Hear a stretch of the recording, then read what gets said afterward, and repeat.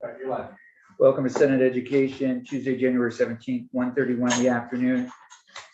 Just for those watching, a quick overview, highlight of the week. We are looking at, we're having the Vermont Principals Association today, which is terrific. We're also later today, education finance, so we can understand the budget a little bit more, how financing ed policy works. PCB update on what's happening in our schools. And then later in the week, we're going to be jumping in a little bit more to equity, on the issue of equity. What does it look like in some of our smaller, perhaps less financed schools compared to some of our other schools? Is there a way to balance some of that stuff out?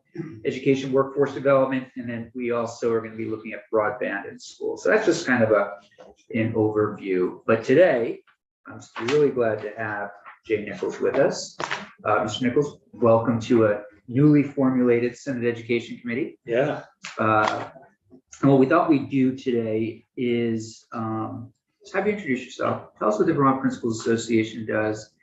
We're really interested in understanding what is happening on the ground. How can we be helpful? There's been a lot of turnover in principals. How can we help with that kind of thing? The other thing I want to talk a little bit about is your association's role in athletics. And I want to just understand what that is, because, we have, as you know, there are a lot of things happening out there in the athletic world. We've heard of some really bad things that have been said to people while they've been playing sports. So there's a culture out there that we're looking to change. I'm also interested in knowing more about things, and this isn't all of you today, but we can always have you on for separate topics, on a separate topic. Concussions, what kinds of training do people have? The heart attack with a football player makes me think, all right, what do our coaches, what skills do they have to resuscitate, all that first aid kind of stuff. A lot to do in 30 minutes, so we definitely be back on the sports front, but thought it might be good just to understand what you're seeing right now. Okay, so, sounds good. So for the record, Jay Nichols, Executive Director of the Vermont Principals Association. With Health Ed earlier today, I said to them that all the returning committee members, you look better in person than you did on Zoom. So I'm going to forego that. I don't want Senator Campion to have it go to his head, and the other four of you are new. So I'm just gonna let that go. I look better on Zoom and at a distance. So the Vermont Principals Association has approximately 800 members. We're made up of principals, assistant principals, teacher leaders, athletic directors, actually quite a few superintendents. When they go into the superintendency, they stay members of the Vermont Principals Association. In fact, superintendents, I talk to 2 or 3 every week at least, that call me with asking me about help with working with a principal or working with a family or whatever. I was a superintendent for a long time in Vermont. So our mission, as it says here, is to support the equity and quality of educational opportunities for all students. I'm sorry, everybody have this? I gave it Yeah, to I just want to make sure everybody's printed out. got it. Yeah. I have extra copies if you need it. No, we've got it. Okay. Thanks. And we're governed by a 15-member board, and I'm just going to kind of walk through the points without reading to you. That board has a retired principal, an assistant principal, a career center director, and then 12 active principals. And they're spread across the state. We've got like 6 or 7 categories that we look at. Try to have an equal number of male and female, or pretty close representation, high school to elementary. Try to have small schools, rural schools, bigger schools, and just try to have a nice complement of those things. This year, to my knowledge, is the biggest year we've ever had in terms of turnover.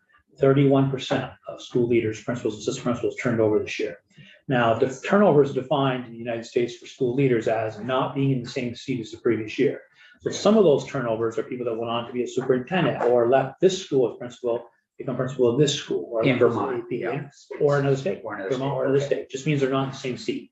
Okay. The national average for the last couple of decades has been right around 22, 23%. The Vermont average has been between 18 and 22.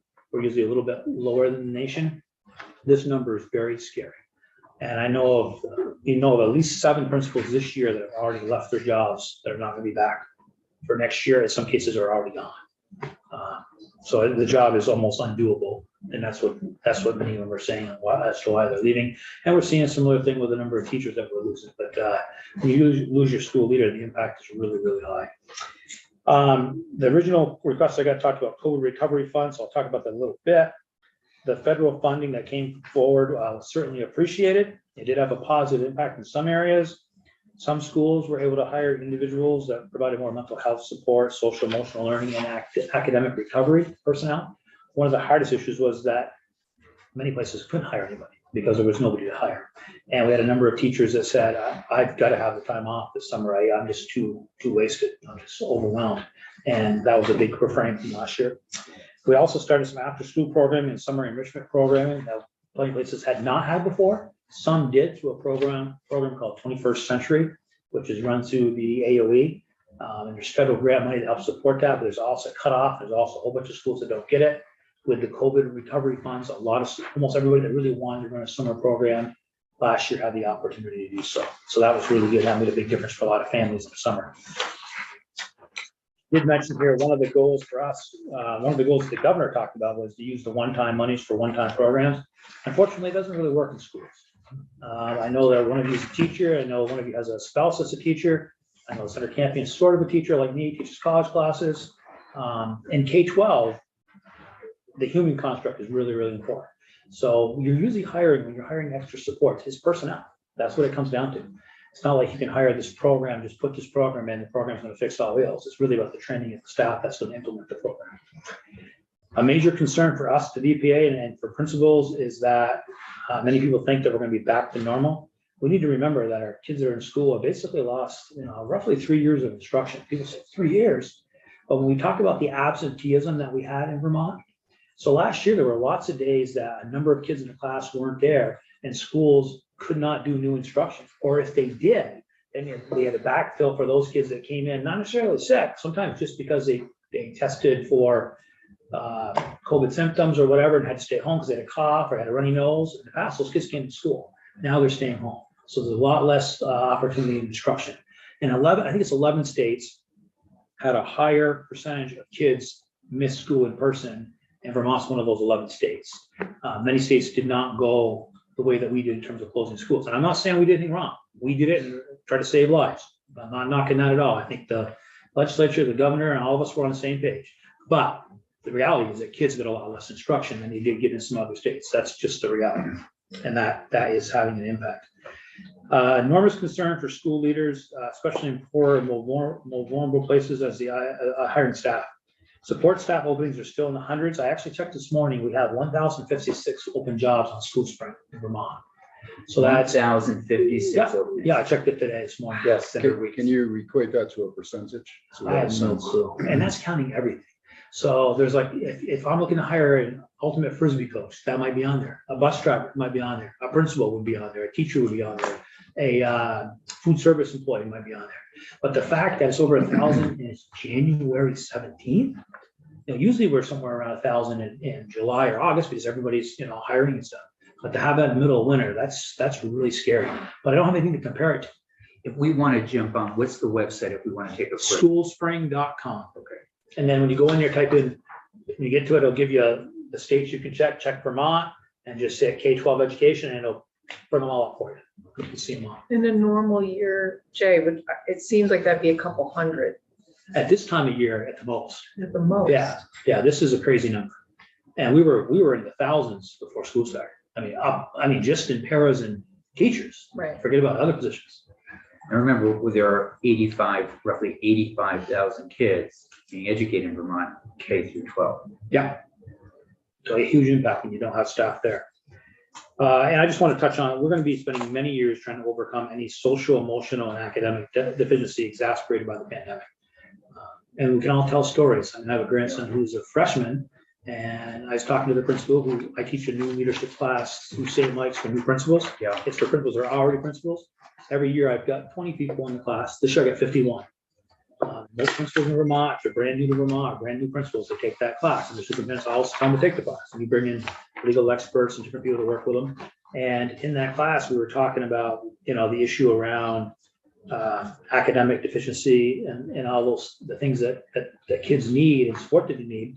And one of the principals was saying of a high school, he said, my ninth graders, he was a middle school teacher for a long time, so his first year as principal. He said, my ninth graders are just like my middle school kids were when I first started teaching middle school. He said, they're so mature. He said, they're not bad kids or anything. He Said, well, we're expecting to do this kind of content, and they're just completely overwhelmed because the last 3 years have been so different. So it's something we're gonna have to think about. We got a long-term work ahead of us. It's not gonna be a short fix for what we have to do in public education in Vermont. And think about the kindergartner I know, arriving, Yep. second grade, Yep. without exactly. years. Exactly. That's social. I said last year, the kids are most worried about was first, second, third, fourth graders.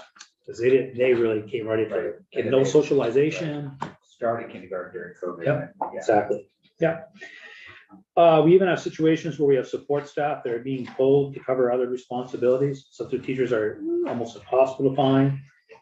We have situations where students are getting behavioral support. That's typically provided by a BCBA, which is a board certified behavior analysis. Schools can't find them.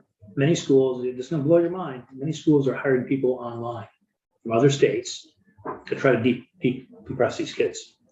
So they're on a computer talking to a 7-year-old, trying to talk, using de-escalation skills with them, because they're trying anything they can to try to provide support for the kids that need it. And we're seeing this more in poorer communities. If you're following the papers, you know some of the stuff we're seeing. I don't know if I mentioned it in here. Yes, I did at the end here. So school leaders are having trouble finding teaching and support positions with qualified people. It used to be, when I was superintendent of Essex, I'd get 300 applicants for a third grade job. 300. That wasn't that long ago. And we used to put it up on a wall and say, if you haven't taught at least 5 years, toss your application aside. We had to cut it down somehow. We had all those things. Then when I became superintendent, like 5 or 6 years later for Franklin Northeast, where I live, I would get 30, 40, 50, sometimes 60, 70 applicants for like a third grade job. Now they get a dozen in places like Franklin Northeast, if they're lucky. And that's elementary. High school math teacher, they might get 0. And for a place like Essex, they're getting a couple dozen where they used to get hundreds. That's the situation that we're in. Talk to any of the colleges that have education programs, and they'll tell you, people are not applying to become teachers. And Castleton used to have a wicked robust program. Johnson was a teacher's college when it started. Those programs, there's just very few people in those programs now. There's no teacher's college anymore in Vermont. So Jay, Yeah. this is somewhat anecdotal, but I think I'm a pretty reliable person. New York City went through this huge teacher shortage, I guess, back, it's 40 years ago. The superintendents and others, the mayor sat up and said, hey, we've got to do something about this. We are going to put the word out to people. If you're 45, 50, whatever, you're 60, whatever. Yep. You want to teach. Yep. You come find us, we will put you through this program. Are people is there any kind of sort of, because it hasn't been a headline, Right. People aren't talking about it. Right. Yeah. Is there any marketing? Is there anything like that that's happening? There's a little bit. Okay. We've got a program in CTEs where we used to train people to be preschool teachers. Yeah. We're trying to spread that into K6, that license. So some things like that are out there. Tomorrow, when I testify in House Ed, it's all about worker shortage. And if you're going to have a testimony about that, I'll bring it on. We have a list of ideas Okay. that we think should be considered. Yeah. And I would love to come back and talk to you folks about that. Great. I've prepared remarks. And we have some suggestions. Some of them are things like offering a bonus to teachers, like we did the remote learning thing, or remote work thing. If a teacher comes to Vermont, they teach for 5 years, give them a check for $10,000. Help teachers find funding for housing, for example. But we have a whole list of things that we can share with you. Just don't- If you've got newly married, husband and wife moved to wherever, Yeah. want to go teach in elementary school together, Yeah. they'd be making 63. They can't afford a home, Can't do anything. can't get loans. Yeah. We lost a principal and a teacher, a married couple last year that moved here Yeah. from Arizona. Yeah. And the principal's a good friend of mine, and he was able to keep them all last year, but part of the time they were living at his house. And then for this year, they said in the summer, we cannot find a place that we can afford to live. That's not a long commute. And we're going back to Arizona. And we Senator lost them Hashim. all. Thanks. Yeah, you actually just started touching on what I wanted to bring up as well, which is the housing issue. We had a situation in Putney, the Putney Central School. They had, I think, around 10 openings. They were able to fill a lot of the slots, but there were about 5 people, some teachers and some support staff who accepted the job, tried to find a place, an apartment or a house, and other staff that were trying to help them, but there were about 5 people who had to go back on their contract because they just could not find Yeah. anywhere in the vicinity. Yeah. So And that's happening everywhere. yeah. It's a huge issue everywhere. And then the last thing I want to touch on before I talk about things you can do to help Yeah. schools in general is the mental health crisis. We have children in demonstrated need of mental health services that are not getting it, with basic needs not met for a significantly higher number of students in the past. One of our larger high schools in the southern part of the state is looking to develop a specific homeless program in their high school because they have so many homeless kids, just so kids can have showers and food. It's awful. And this, I'm not talking about Burlington or Winooski. I'm talking about one of our southern high schools. In fact, the southern high school where two people in this room happen to be the senator for. So the lack of capacity among partners in social and mental health is leaving schools essentially function as therapeutic centers. In some ways, for many students who have experienced physical and sexual trauma through the pandemic and not getting the support they need. These students are coming to school and sometimes acting out in extreme maladaptive ways and exhibiting violent behaviors towards others, including staff. Students are on wait lists for services and schools are trying to hobble things together as best they can. We have never had more staff injuries caused by student violence than we currently do in Vermont than we have this year. And that's according to the Vermont School Board Insurance Trust, who insures 95% of our schools. So only a handful of places that don't use Visbit as their insurance. And I was meeting with them. They actually came and spoke to the new principals class last week. And their number one claim every year is slips and falls. It's Vermont. You're gonna have slips and falls, right? Yeah. Their number two complaint is children hurting adults and, gouging them in the face, or just saw the other day, we had a student get shot, student shoot a teacher with a pellet gun. We've had incidents where kids have thrown desks at teachers. One kid threw a desk down a stairway at a teacher in a place where you live. Yeah. So it's really tough out there. So Senator, those are the concerns. Yeah, Please. Mr. Nichols, just to clarify on the mental health crisis, is the need for services that are pushed into the school, or is the need for a separate facility outside of schools? Because I think I've Yes. heard both, right? answer is yes. Yeah, okay. I was talking to Amy Parsons the other day. That may not be her name anymore. She was the director of the Franklin County Mental Health Organization. The name escapes me right now, but I worked with her a lot when I was superintendent. And she was telling me at the beginning of the pandemic, kids that used to come to school and have alternative placements, most of those kids are in school now getting support. The needs of the kids that are actually out in therapeutic placements are so much greater than even that. The kids that would normally never even be able to exist in school are existing in school, and schools are doing the best they can with them. And we don't have therapeutic, our teachers are not trained to deal with students that are exhibiting these types of behaviors. It's not part of the training, and they don't want to go to school for that. It's another reason why we're losing teachers too, is that it's so stressful, it's so hard. And we've lost the therapeutic centers. It sounds like We have some therapeutic centers. The problem is the wait lists and stuff are so big, and the ones that are having the openings are out of state. We have Vermont kids that get sent to Colorado and places like that. And the average kid that just needs like one-on-one counseling, 2-3 times a week, a lot of those kids are not getting it because there isn't the support there. Yeah, before you do that, Mr. DeMeyer, Penny DeMeyer, because they know him, he's a new representative here.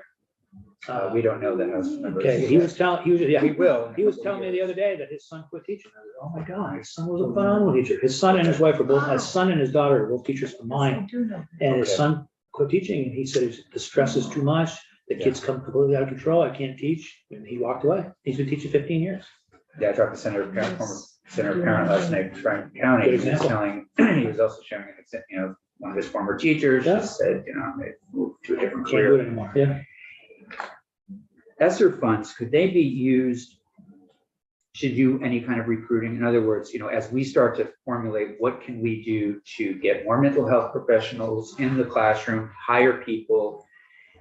I know we're competing with other states, of course. Can those ESSER funds be used for bonuses? I don't know the Okay. answer to that All right. question. I'll That's check more of a Dan French, Yeah. James Yeah. question. Yeah. But I like the idea, and one of the recommendations we have that we're going to share tomorrow with Health Ed is that we have a Come to Vermont and Teach campaign. We think that the AOE should lead, and we all should be involved in it. It should have things like bonus if you're here a certain amount of time, bonus if you teach it as long as you say, bonus if you teach in a really poor school. We'll help you with student loans. We'll help you with financing a home, Yeah. help you get through some of those hoops if you stay a certain period of time. I think it's brilliant. We did talk a little bit about it, you may recall, in this committee last year around trying to make this is the best state in the country to teach. Yeah, Absolutely. And I think Yeah. we've got some advantages, small class sizes, we get beautiful little schools, we have Yeah. lots of good things. Let's capitalize on those and work on the things that we need to work on. Yeah. In terms of our, And I think your campaign idea is a great one. I mean, I sit in Yeah. Senate Ag in the morning. Yeah. and, You know, we're doing the campaign for maple, Yes. skiing, higher, Yeah. all sorts of things. Yes. Yeah, yeah, and I think that, I mean, we gotta sell our state. yeah. Have to, or, I mean, we're gonna have 60,000 kids 10 years from now. Right. Mhm. Say that again? We're gonna have 60-something thousand kids 10 years from now. We had 127,000 kids and 123,000 kids in 1997. We're losing population, and our lowest growing population are 19 to 44-year-olds. That doesn't scare the heck out of you, then something's wrong with you. Because those are the ones that are making babies, and those are the ones that have jobs and are paying into the Yeah. everything else that we do as a society. Yeah. And we are the worst in the United States for 19 to 44-year-old category. Yeah. We're the best at having a lot of old people. Yeah. Now we're knocking that out of the park, clearly. Yeah, we are. We had a couple suggestions just in general. We hope the legislature will continue to support the bill that I offered last year around the retirement, allowing teachers to come out of retirement for hard to fill positions. That now is in the hands of the new treasurer. He and I have to meet on that. So this year, teachers were able to come out of retirement, fill a hard to fill position and still get their full retirement. But didn't we pass that out of this? We did. committee last year? We did. Yeah, okay. Yeah, no, Yeah, I'm saying we gotta keep Yeah. keep So supporting go. that, Yeah, absolutely. Yeah. Provide loan forgiveness for educators that teach in Vermont for, Yeah. you know, we talked about that before, all the stuff you heard me say before, Senator. Provide school construction and renovation funding for our schools, and there is research. The class I teach, school finance and school law, finance and ethics for Southern New Hampshire University, people that want to become principals. We show them a lot of research about how safe, well-lit school helps lead to academic achievement, student sense of pride in schools, less behavior problems. Our schools are in desperate shape, the actual physical buildings. We should provide FTE funding for preschool kids at the rate that they're there. Yes, So, Senator Hashim. go ahead. Can you just, FTE, what does that stand for? So that's the amount of time of the kids in school, so. Full-time equivalent. Full-time equivalent, so a kindergartner or a first grader is called 1.0. Okay. But in preschool, if the kid's there all day long being taught to school, they only count as a 0.46. So basically, we're disincentivizing schools to have full-day preschool programs. And we want to incentivize that because we want parents to go drop their kids off at 8 in the morning, pick them up at 3:30 in the afternoon. Instead, we have kids there half a day. Parents that are working can't get their kids there because they're working. And they end up having their kids have to be at daycare all day when they could be actually in a preschool program. Great example, St. Albans City. Senator Parent's former district, you know, we're talking about this. Their St. Albans City Elementary, they have full day program for their kids. But the St. Albans taxpayers are paying for every cent of that above the 0.46. And if we incentivize more schools to do that, to provide that, and you're not giving them money, you're just giving them greater taxing authority. Remember, everybody's paying for it because it's a statewide system. So we're incentivizing preschool, and all the research shows we want full day preschool programs. And France has been doing it for 20 years with 3-year-olds and 4-year-olds. So by counting, letting them actually count the time their kids are there, they're educating, like we do for every other grade, K through 12, where we'd be incentivizing schools to have programs for 3 to 4-year-olds. So can I? Yes, please. Mr. Nichols, sorry, could you please repeat that? The St. Albans has a full day program. St. Albans City has a program. St. Albans City has a full day program. Yeah. Who's covering that extra 0.54? The St. Albans City taxpayers, sort of. It's not really that clean, Okay, but they're not able to count that in their revenue side of their budget. They're only able to count it on their spending side of their budget. So when you get revenue based on the average, the number of pupils that you have in your school, Brad and James will be mad if it's more complicated than that, it's equalized pupils. But when you get revenue towards those students, those kids, you don't get extra revenue for them, even if they're there all day. Whereas like 11th grader in high school, you're gonna get a full day's worth of per pupil amount for that kid. Senator Williams. And there are different regulations that govern part-time preschool and There's full-time. different regulations that govern preschool, if it's in a school or daycare, the regulations are different for preschool kids than they are for kindergarten kids, which is another thing we should change. I've been saying that for a long time. We have, Fulton has full-time and a part-time. Yeah, and you can do that too, because some parents may only want a part-time. Right. We shouldn't, I'm not saying we should force parents to do it, saying we should give them the option so they can if they'd like it. And it's good that both of these. Again, I mentioned housing and childcare, huge issue in the 1944-year-olds. We need to make sure any chemical mitigations that are required to be done for schools have corresponding revenue sources. That keeps principals up at night. Like, what if we find something in our school and it's gonna cost $70,000 and we don't have that in our budget? Does that mean we have to cut our reading teacher or some other support for kids? Keep the education fund as pure as possible. We do hear rhetoric all the time about the high per pupil cost of education in Vermont. But one thing we have to remember is that we require our schools to do a lot more social and mental health work in the building than other places do. It's not an issue in New Hampshire because you don't have a bunch of therapists that are being paid for in the school budget. You just have a lot of kids either not getting the service or they're getting it outside of school. In Vermont, we push in all the time to schools. And there's a reason for that. And the reason is the kids are there. So we understand that, but don't do that and at the same time say, oh, why are school budgets going up? If you're gonna keep providing supports that weren't traditionally the responsibility of public school, it's gonna cost more money to do that. That's just the reality. So in New Hampshire, just to push on this for a second, Yeah. you're saying that kids might not be getting the services that they need, and those that are getting the services, they're getting them after school. In other words, They might be getting it because their parents are getting them for them. I'm not saying some of it doesn't happen in school, but when I Yeah. talk to principals there, there's nothing like what we're doing. Nothing like what we're doing. So any a lot of those regulations in Vermont has to, as you, in every facet of what they do. So, and then I can touch on high school sports really quickly. We require medical personnel for collision sports. Collision sports are defined as football, soccer, hockey, lacrosse.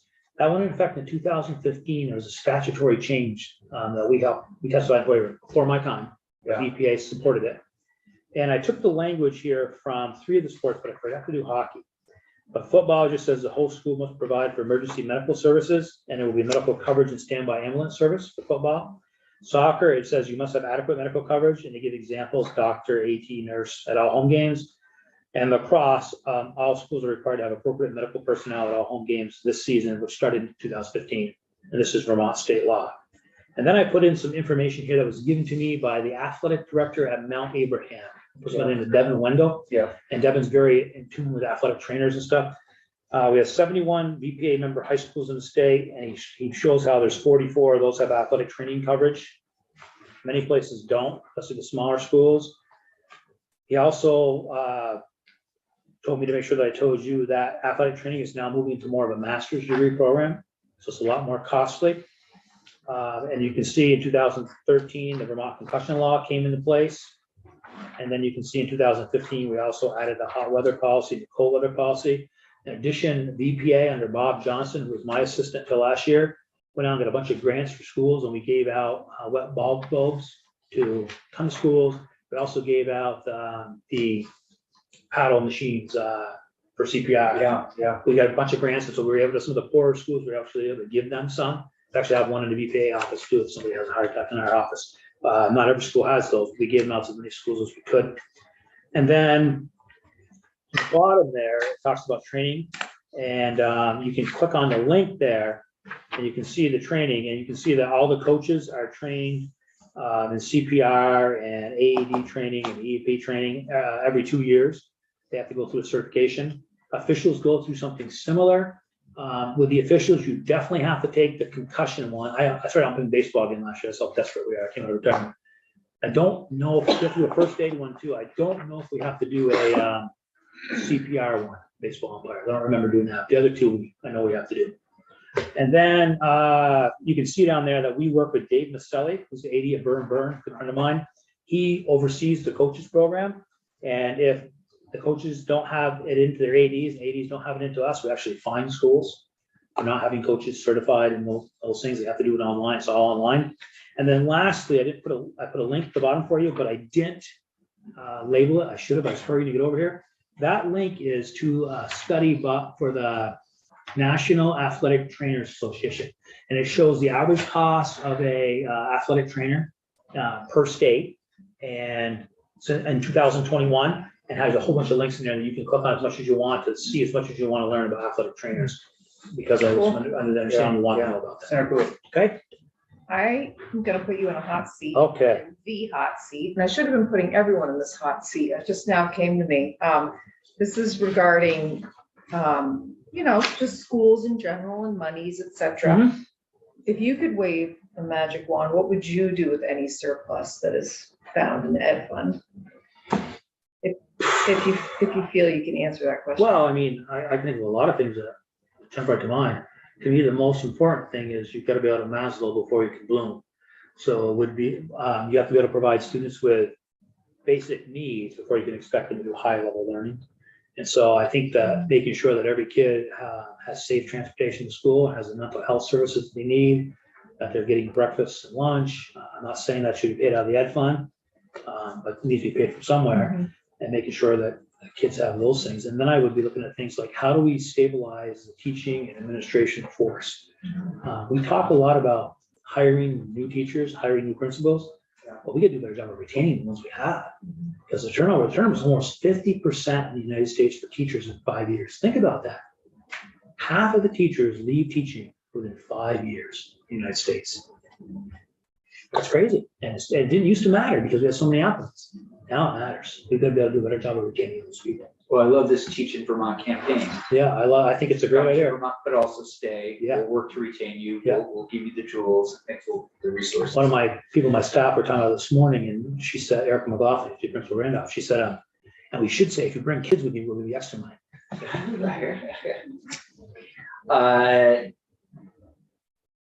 Great. So tell them a little bit of the, we keep seeing Vermont Digger articles. Yeah. Racist Yes. slurs. Yeah. All sorts of things. Tell us about the culture there. Tell us what we can do to help. What's going on? Tell us I'm a little not bit about the sure problem. what you could do to help, Okay. to be totally honest. Yeah. We will eliminate racism in the United States in schools and in sports as soon as we eliminate racism in the United States as a culture. Yeah. Schools are a microcosm of what happens in society. Always have been, always will. And the kids are better behaved than the adults oftentimes. So what happens is we have kids that do something stupid. And the two biggest high profile cases we have right now, one kid put up literally a 6-second TikTok. It was on TikTok for less than an hour. A student of another school, competitor of that school's, saw it and reported it. Okay. And that school did an educational component, did a disciplinary component with the kid. I wish I could tell you everything happened because something happened in her personal life that was really huge, but I will share that. That will probably come out eventually. People will hear about it. But it's a kid. So the kid's done the time, they've done the education thing, they've lost their captainship on the team and those types of things. And the school's addressed it. And we address hazing, harassing, bullying type behavior. Yeah. What we say is the goal is for the behavior not to occur again. If this kid becomes a repeat offender, then obviously you're more likely to throw the book at them. We want to start from the educational lens first. The other case that's made the news lately is about something that happened last year in a basketball gymnasium where a young adult, not a student, not even a former student of the school involved, made a comment about, I think it was monkeys or something. And it was said out loud towards a player on a girls' basketball team. They stopped the game. The person would not admit they did it. And the athletic director threw out the student section, 150 kids, sent them all out. And that was perfect because that's the town near where I live and I was at the game. It was a new AD and I said, you did exactly the right thing. People were mad and angry, but I sent the message. That same school was playing that other school in another sport this fall, and a knucklehead boy, who was a 14-year-old boy, who was not even a student at the school yet because he's a freshman and hasn't even started school yet, but he's at soccer practice, sees a girl who's an Asian American girl and makes some comment about slant eyes as he's walking by the team. And both schools meet about it, they deal with it, that kid gets disciplined on the soccer team. Remember, they're not even a student yet. He has to spend from school, and they haven't got to school yet. The school deals with it. And then during basketball, recently, like a week or so ago, the players on the other team said, the players that were offended, and rightfully so, said, we don't feel comfortable going up there. We don't, even though you guys have taken a lot of steps, we've had a lot of meetings, we don't feel comfortable going up there. And because of that, we don't want to play the game. So we stepped in and said, nobody's forfeiting this. We'll just make them both no games. And so we're doing the best we can with it, and so is everybody else, but it's always going to be an issue. And I don't know what you can do. Harassing, bullying policy for the state is the resource, right? I mean, that's It is the resource if it's a kid. or the process. Yeah. Yeah, but when Okay. it's adults, it's so much tougher. We have a lot of adults that we've thrown out. I had a phone call from the Albert principal. She was coaching the 5th and 6th grade team because she can't find a coach. Yeah. Coaching herself, she had to throw one of her own parents out of the game for screaming at the referee and refusing to stop. fifth and sixth grade. So that's part of the culture that's out there. And I think it's better now than it ever used to be. People think I'm crazy, but I can remember when I first started coaching, leading the basketball game and having snowballs drilled against I was a coach because we just beat them. I can remember at Fairfax, one of the years after we won the state championship in baseball, I was coaching the girls' JV basketball team. They introduced me to the team and the Fairfax fans all started booing because we beat them in the baseball championship. That's just how it was. And we don't see a lot of that stuff anymore. It's much better. I think it's much better. And I think the kids are more empowered. They're speaking up and they're saying, this is not okay. So I think that's a good sign. Senator Brewer. Now you're anticipating my questions and comments. That's good. I just want to say, especially regarding this thing that this event that happened most recently,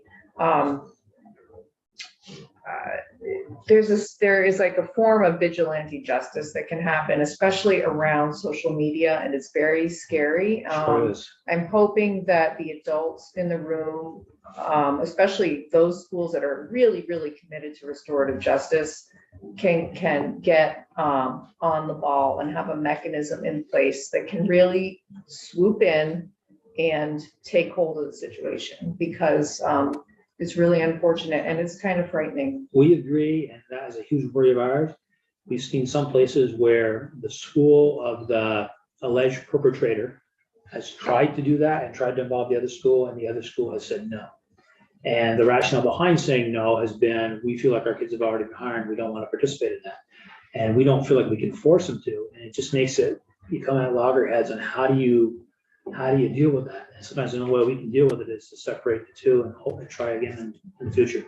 But you're right, and we are seeing a lot of the vigilante justice type of stuff on Can you say a social little bit media. more about that? Well, I can give you an example. In this latest, and one of the two latest situations, there was a sort of public official who's a organizer who put out a email to a bunch of groups saying, come support X school in the fight against racism against this other school who one of their kids was the kid who did the TikTok thing. Okay. So then you have all these people showing up, Okay. signs and stuff, essentially belittling that kid who's Yeah. already made a mistake and already paid for the mistake. It's that kind of I stuff. didn't even know about that. Yeah, There's exactly. other more subtle things that happen, because of social media. Yeah. Well, last year we had a situation where I had to remove all the fans from the Enosburg Winooski soccer playoff game. That's the most hate mail I've ever gotten, even more than COVID. And people were just so angry with me. And we had reports that there was going to be 300-400 kids from Chittenden County that were going to come and protest the other team because there's allegations against Enosburg that they engaged in racist behavior. And when everything was investigated, the only reason it was investigated is because the Winooski kid punched the Enosburg kid in the face during the game and it was on video. And the Winooski kid gets suspended. And then we heard 5 days later that Enosburg had said racist stuff. And we did the whole investigation. We found nothing except for one parent who called the kid a little terrorist because he was speaking a different language. And that parent was removed for the rest of the year by the school. Well, it doesn't matter. The thing is out there now. And so then you were going to have all these people protesting these kids coming to play a game. It had nothing to do with these kids. It had to do with one crazy parent. So we're trying to protect all kids. It's tough. Absolutely. And whenever Senate Education would like to take over high school sports in Vermont, we will be supportive of your endeavor. Oh, we appreciate that. Final questions for Mr. Nichols. Thanks, Jay. Really Welcome. appreciate it. Welcome. If you wouldn't mind sending that testimony on Teach in Vermont campaign to Hayden Yeah. today, I will right now. that'd be great. And then we can sort of maybe find a few minutes here and there. to- It's about workforce and it's Yeah, got I a know. bunch of, Yeah, a bunch of Yeah, suggestions and a yeah, bunch of, yeah. try this. great. Yeah, I'll do it right now. I'm sitting here. Great. All right, I'm gonna stay for a while. if That's okay. Thank Yeah, you. please. Well, we're all gonna have to leave. Yeah, we're gonna leave. Oh. Yeah. If you want to open the door and Maybe. just invite Maybe, Brad James in. supposedly. Oh, Brad James, wow, he's, I don't see Brad out there. I've never met him, but I know his name.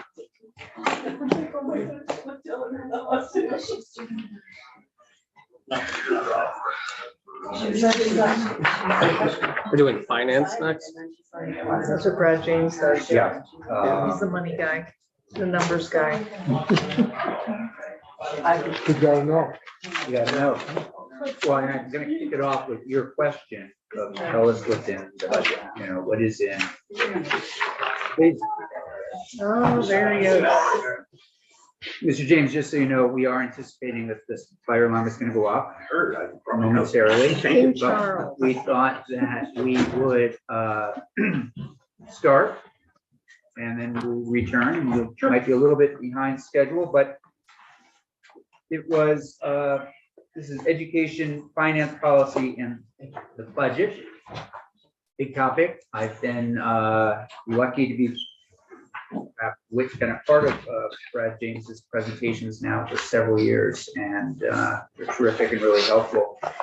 So why don't you introduce yourself? Tell us a little bit about what you're planning on doing. It was Senator Williams that really started getting us to think last week about, hey, what's in that budget? You know, we hear it's a little bit of this, a little bit of that. So why don't we kick things off with that? And then when we have to leave, we'll leave and we'll come back. Sure. First of all, I'm Brad James, Agency of Education. This is not going to be a dynamic talk. Sorry. I said this is not something that's exciting to talk about. That's how I sold it, so. Okay, well then we'll pretend it's dynamic. Basically, I'm going to talk about basically what the Ed Fund's doing. I don't know too much about really what school districts are doing for FY24 because they're in the process of making budgets right now and haven't seen any data from them. So what I will talk about is more details of the FY23 Education Fund because I do know what happened for that, right, and such. So, you guys are all kind of new to me, except for Senator Campion. I'm Education Finance Director at the Agency of Education, and basically what I do is I kind of run the Ed Fund. I guess kind of what I do. And what that means is that I make sure that school districts get the proper amounts of money that they expect to get. I make sure the taxes, I tell the towns what to do with the money, the education property taxes they raise, on how to direct that money, because it's state money, where it should go and when it should go. I work with school districts, largely with the business managers, helping them out to understand everything that you guys are doing, how the process works and what the funding formula is. And I basically take, I guess if you really cut it short, I basically take school budgets and turn them into tax rates and working with the tax department. So that's kind of the process over the year that we do. And so I do all those things that are behind the education funding that nobody likes. That's what I do. So what I have here is this is FY23 because I don't have, excuse me, I'm going to take a work 2, 3, 4, 6. I thought I would do. I hate my breath. We've been emailing. This is FY23 because, as I said, I don't have.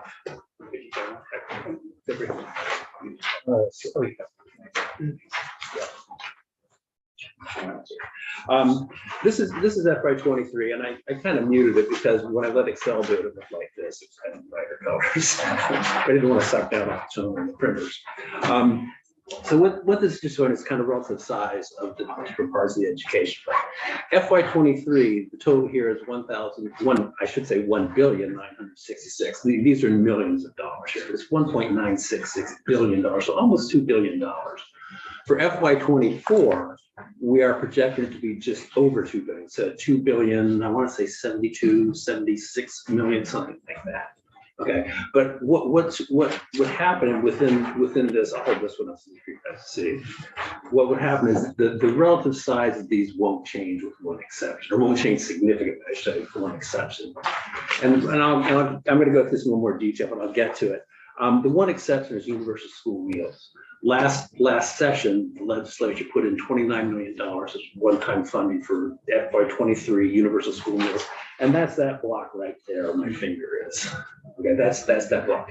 If I was to do this same graph for FY24, that block would not be there because right now it's 0. I don't know if you guys are talking about putting more money into it to continue this program forward, but right now, the way the law is currently constructed, that would not be there. Okay, that's the real solution. Otherwise, things they would look pretty much identical. Okay. So we'll come back to this one. So if I can get myself organized, which is not always my strong suit. What I have now is just kind of what the education fund itself looks like for FY 22 and 23. And have you had Julia Richter in here? Okay, so Julia is, for those who do not know her, she's a joint fiscal analyst. And she kind of keeps track of the ed fund and sends things out. And it's you guys back there. Do you have one for our assistant? Just so- Yeah, I think it's sent 3 up this way. You're welcome. Did you go to the? Yeah, thank you. So what this is this is the sources and the uses. On the actual ed fund balance sheet, it says appropriations, not uses, which is truly what it is. I use them as uses.